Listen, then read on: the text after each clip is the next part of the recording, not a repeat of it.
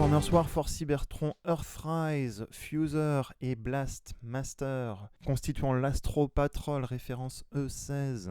Ces deux petits Micromasters s'assemblent pour former une navette spatiale. Comme d'habitude, on va regarder le packaging, on va regarder le mode véhicule, le mode robot et des comparaisons.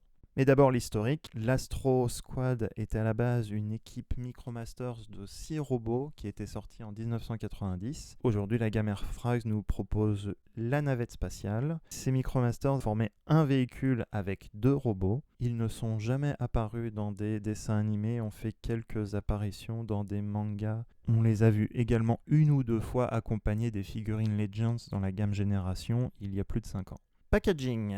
La Astro Squad se présente dans un petit blisters. À l'avant, on retrouve nos robots, le logo Earthrise, un dessin du mode véhicule, ici la navette spatiale. En ouvrant l'emballage, on retrouve un morceau de la carte galactique à découper pour reconstituer la carte de l'espace des colonies Transformers. Au dos, on retrouve nos robots en mode véhicule et en mode robot. Avant de continuer, si ce n'est toujours pas fait, n'hésitez pas à vous abonner à la chaîne pour recevoir automatiquement les futures vidéos. Le mode véhicule, c'est donc une très belle navette spatiale, une petite navette spatiale puisque ce sont des Micromasters. On a donc un véhicule avec en plus le logo NASA qui est écrit sur le côté. Hasbro a probablement fait un partenariat avec la NASA puisque tout comme Skylynx, on voit le logo apparaître sur le côté de la navette. Très peu de choses à dire à part que c'est une belle petite navette spatiale dont les détails sont conformes aux vraies navettes de la NASA. Comme les jouets de la gamme Siege et Earthrise, on peut ajouter des blast effects, des effets d'explosion qui sont vendus avec les Battle Masters.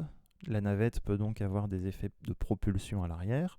L'Astro Squad a également un mode Target Master. Il peut se convertir en canon tout simplement en ajoutant une petite poignée qui permet aux plus grandes figurines de les tenir. Les instructions décrivent la navette pouvant décoller de Ironworks. C'est faisable mais c'est pas spécialement joli. On peut également s'en servir tout simplement sur la base de lancement de Skylynx. Elle ne se connecte pas à proprement dit sur la plateforme, mais elle peut quand même tenir debout. Comparaison tout de suite avec l'Astro Squad d'origine de 1990. On voit que la navette aujourd'hui est plus réaliste que la navette de l'époque. Comparaison avec les deux Micromasters de la Battle Squad, ils font à peu près la même longueur. Comparaison avec la Hot Rod Patrol, les autres Micromasters Autobots de la gamme. Enfin, comparaison avec les autres navettes de la gamme Earthrise, Astro Train et Skylynx. Était-ce un hasard que Hasbro sorte 3 navettes spatiales dans la même gamme ? Peut-être qu'on en saura plus dans le futur dessin animé. On passe tout de suite à la transformation. La transformation, comme tous les Micromasters, est assez simple. Il faut d'abord séparer la navette en deux. Ensuite, il y a juste les jambes à déployer, les bras séparés du corps en général. Pour Blastmaster, il faut en plus replier les ailes, ranger l'aileron et sortir la tête.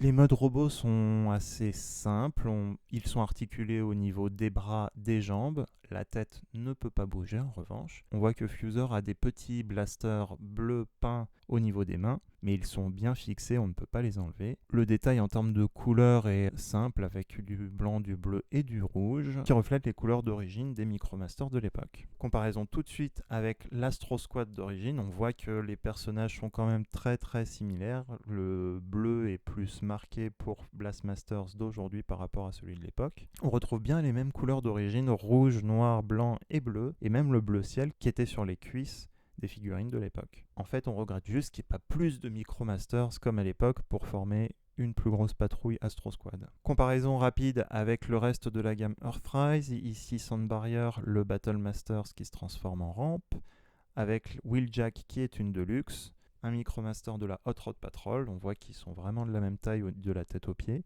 et enfin Grapple qui est un Voyager.